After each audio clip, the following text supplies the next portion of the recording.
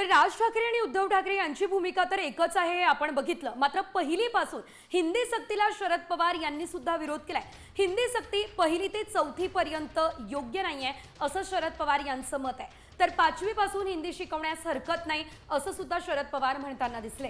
मुंबईला गेल्यानंतर हिंदी सक्ती विरोधात ठाकरे बंधू यांची भूमिका जाणून घेणार आहे आणि त्यानंतरच मी मोर्चामध्ये सहभागी व्हायचं की नाही या संदर्भात निर्णय घेणार आहे असं सुद्धा शरद पवार यांनी सांगितलेलं आहे। खरं तर शरद पवार यांनी या संदर्भात प्रतिक्रिया दिलेली आहे आणि त्यामध्येच त्यांनी ठाकरे बंधूंसोबत बातचीत आधी करणार असंही स्पष्ट केलंय। शरद पवार यांनी नेमकं काय म्हटलं आपण बघूया। तिथं हिंदीची सक्ती तिथं करणं योग्य नाही, पण 5वीपासूनच हिंदी ही येणं त्या विद्यार्थ्याच्या हिताच्या दृष्टीने आहे। हिंदीला दुर्लक्षित करून चालणार नाही।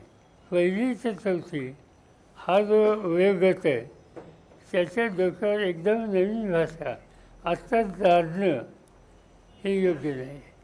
तिथं मातृभाषा ही महत्त्वाची आहे। दोन्ही ठाकरेंची स्टेटमेंट वाचली। मी मुंबईला गेल्यावर त्यांचं म्हणणं काय ते समजून घेणार आहे, कारण त्यांनी काही कार्यक्रम जाहीर केले।